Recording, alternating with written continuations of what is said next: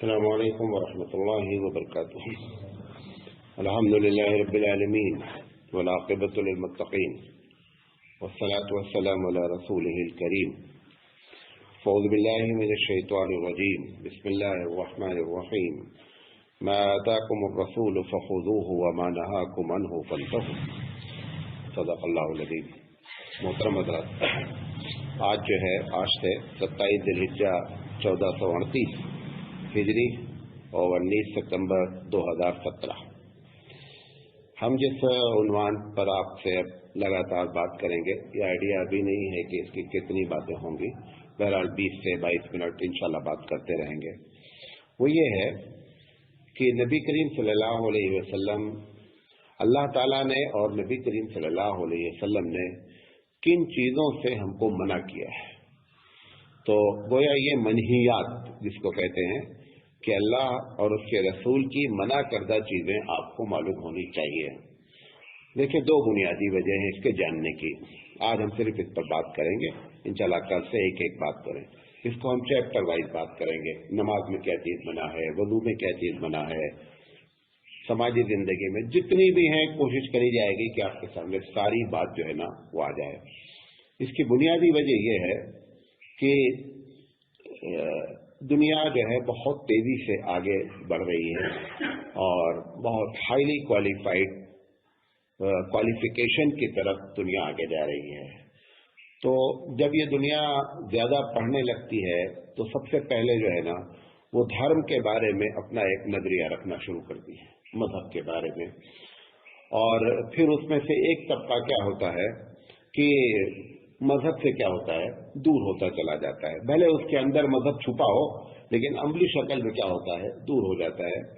اور وہ یہ سمجھتا ہے کہ یہ باتیں بہت پرانی ہیں اور آج کے دور میں یہ قطعی جو ہے وہ اپلیکیبل نہیں ہے، اس کا استعمال ممکن نہیں ہے۔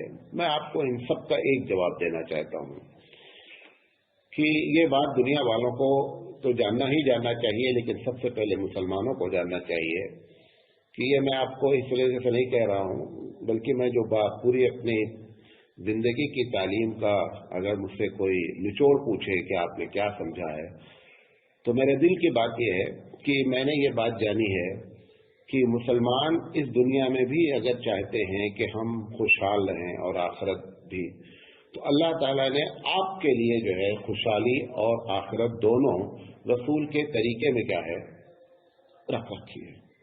چاہے آپ کتنے بھی ہوشیار ہو جائیں، کتنے بھی جینیس ہو جائیں، کتنے پڑھے لکھے ہو جائیں، مسلمان کو کامیابی نہیں مل سکتی ہے۔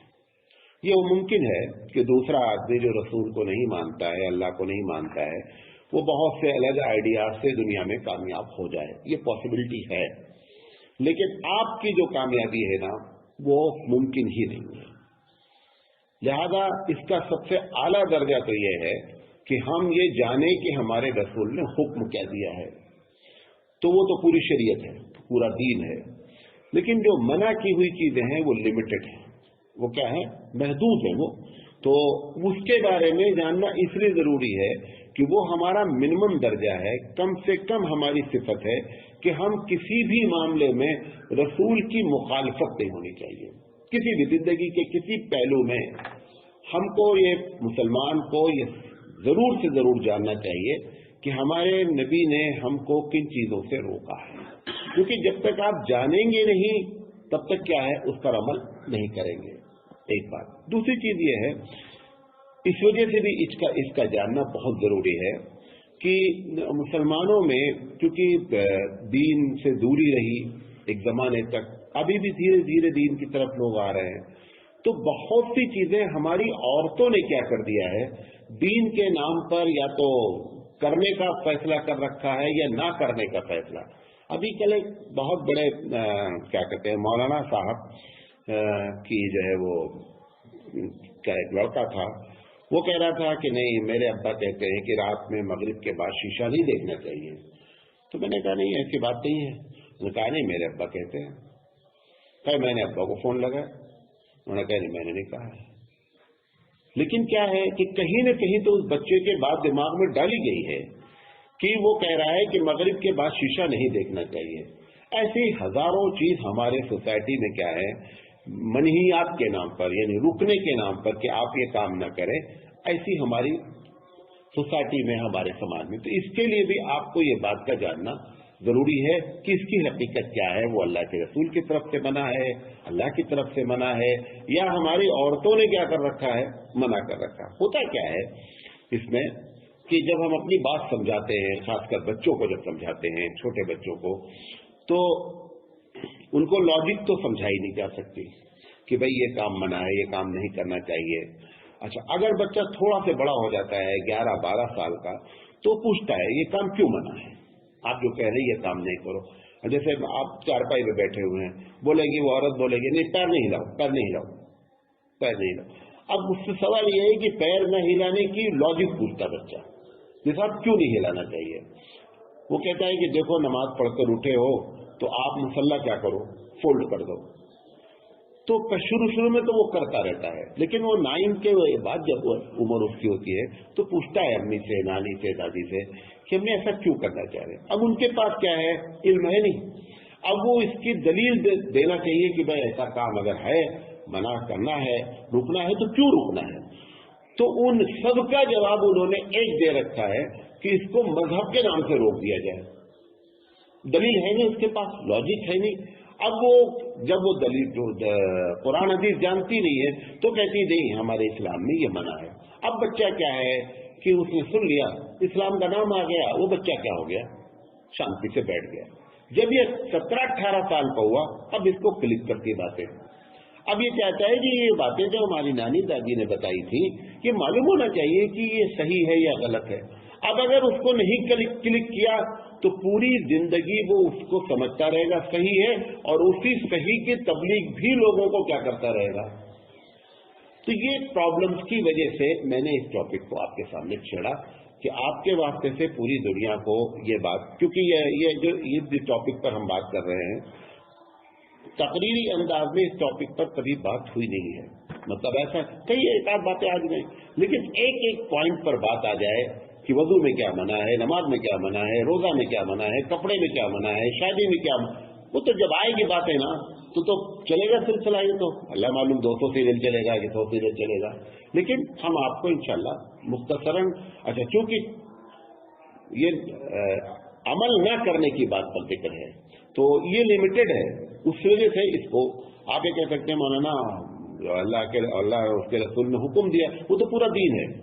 और एक चीज और आपको बताएं कि इस्लामी पॉलिसी, ये सब चीजें हम लोगों को बचपन से जानना चाहिए। इस्लामी जो पॉलिसी है वो ये है कि अकीदा और इबादत, इसके बारे में तो अल्लाह और उसके रसूल क्या करते हैं, एक एक चीज आपको गाइड करते हैं। जैसे नमाज है, नमाज एक इबादत है, इसमें कोई चीज आपको अपने दिमाग से करने की परमिशन ही नहीं है। रुकू कैसे करना है, सजदा, सब चीज पूरा जो है ग्राफ आपके सामने पेश किया जाएगा कि आप ऐसे क्यों, क्योंकि इन चीजों में इंसान जो है ना वो अपनी अक्लें दौड़ा करके सही फैसले पर पहुंच नहीं सकता है।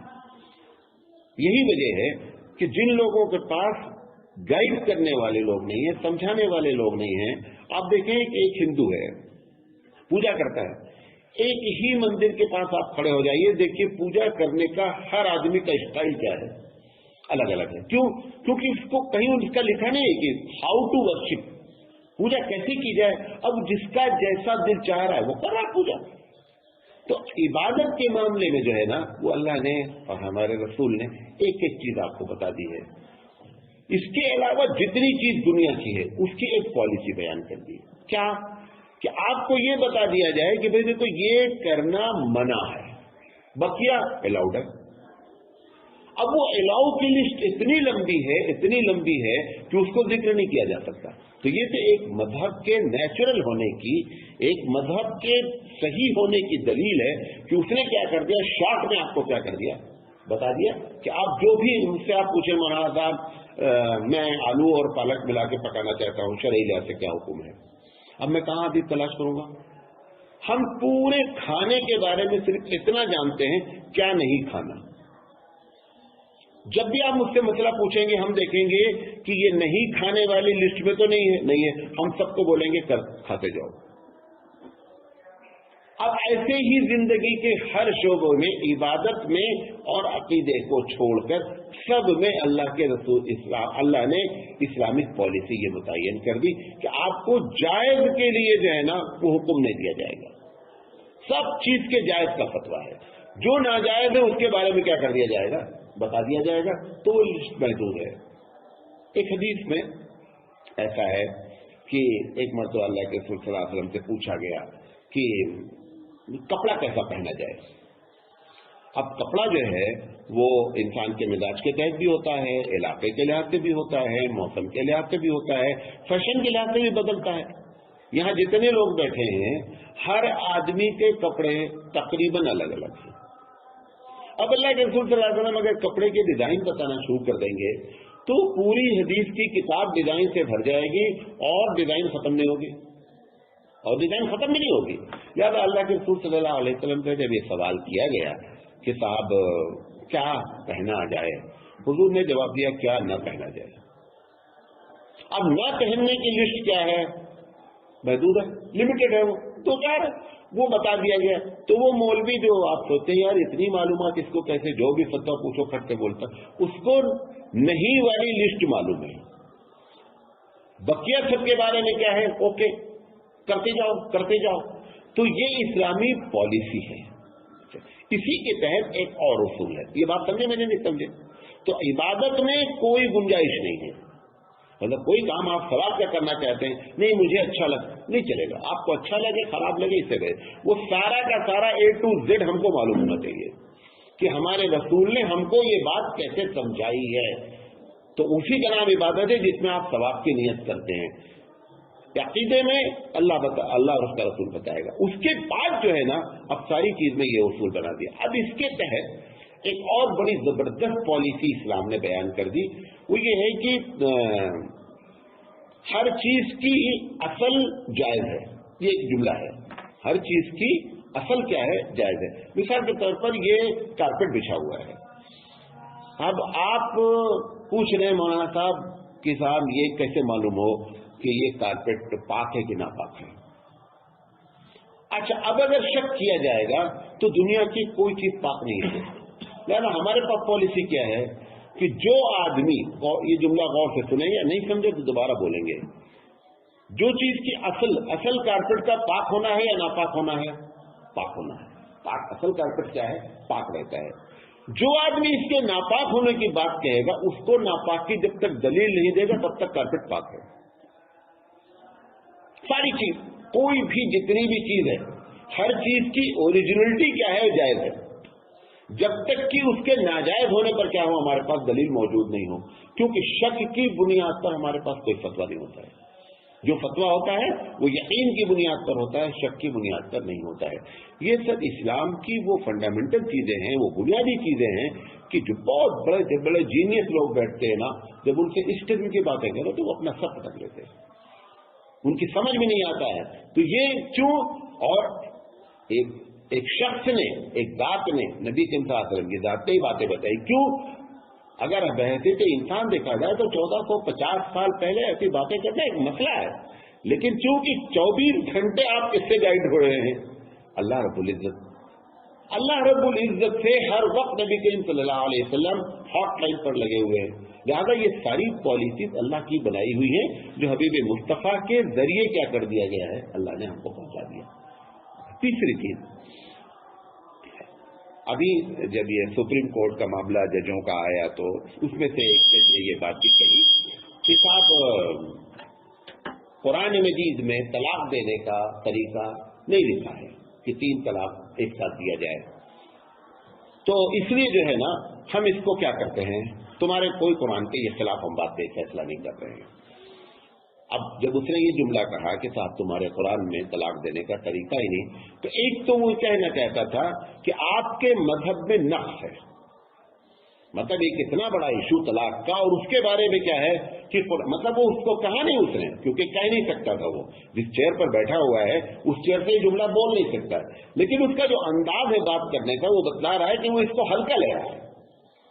क्यों, कितना बड़ा मसला और जो है वो कुरान करीम में तुम्हारे नहीं है, लिहाजा हम इसको क्या करते खत्म करते हैं। हम आपको बताना चाहते हैं اس سے بڑا مسئلہ عبادت ہے بھائی، نماز اس سے بڑی چیز ہے، طلاق سے بھی بڑی چیز کیا ہے؟ عبادت ہے۔ ایمان لانے کے بعد آدمی طلاق نہیں دیتا پہلے، زکوٰۃ نہیں دیتا پہلے، حج نہیں، سب سے پہلا کام اس کی زندگی میں کیا ہوتا ہے؟ نماز آتی ہے۔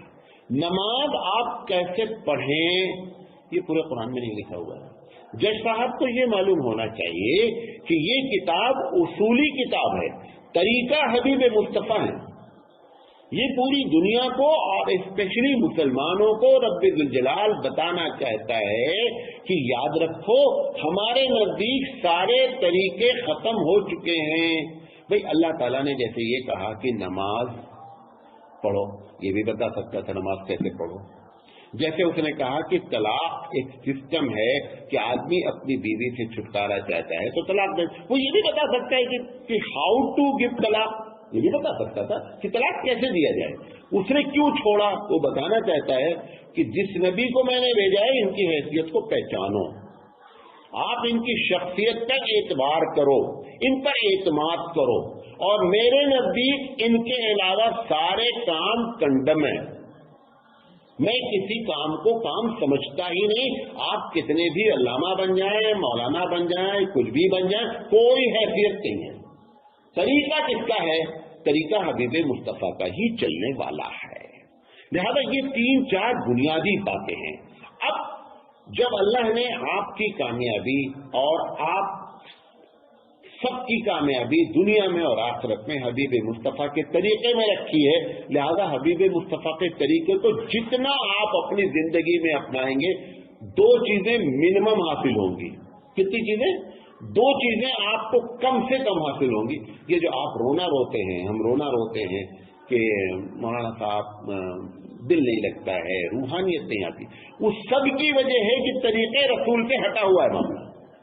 اللہ نے روحانیت، اللہ نے برکت اور اللہ نے نجات، تینوں چیزیں الگ الگ جملے ہیں۔ ہماری نجات، ہمارے کام میں برکت اور ہمارے کام میں روحانیت اللہ نے کس چیز میں رکھی ہے؟ نبی کے طریقے۔ کیوں رکھی ہے؟ آپ نے یہ سوال اس جڑی بوٹی کے بارے میں کبھی نہیں کیا کہ جس کی پتی کو کھا کر کے، جس کی جڑ کو کھا کر کے آپ کا بخار دور ہو جاتا ہے، آپ نے یہ سوال وہاں کیوں نہیں کیا؟ اللہ نے ہزاروں چیز میں ہزاروں صفتیں رکھی ہیں۔ بھئی ایک آدمی ایک دوا کھاتا ہے ہربل اور ٹھیک ہو جاتا ہے، اس دوا میں کیا چیز ہے؟ جیسے اس کے اندر وہ صفت رکھی ہے، ایسے حبیب مصطفیٰ کے طریقے میں یہ صفت رکھی ہوئی ہے۔ آپ کو سمجھ میں آوے تو بھی، نہ سمجھ میں آوے تو بھی۔ سانپ کے اندر زہر ہے، اچھا نہیں میں نہیں مانتا، نہ مانو جاؤ پٹا لو، معلوم ہو جائے گا کہ رکھا ہے۔ کیوں رکھا ہے؟ یہ ہمارا اسٹیٹس ہی نہیں ہے کہ جو ہم کو بتلاوے کیوں رکھا ہے۔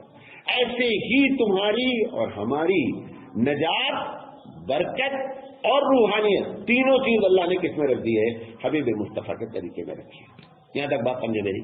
اچھا، اب اللہ کے رسول صلی اللہ علیہ وسلم کے بارے میں اللہ کے رسول فرماتے ہیں کہ کل امت یدخلون الجنہ الا من ابا، میری امت کا ہر شخص جنت پہ داخل ہوگا، الا من ابا، مگر وہ نہیں داخل ہوگا جس نے نافرمانی کی، مطلب ڈائریکٹ جنت میں نہیں جائے گا۔ قالوا یا رسول اللہ ومن یابا، پوچھا گیا اللہ کے رسول صلی اللہ علیہ وسلم کون ہے وہ شخص جو آپ کی بات نہیں مانتا ہے، یعنی آپ کی نافرمانی کرنے والا کون شخص ہے؟ قال من اطاعنی، جس نے میری بات مانی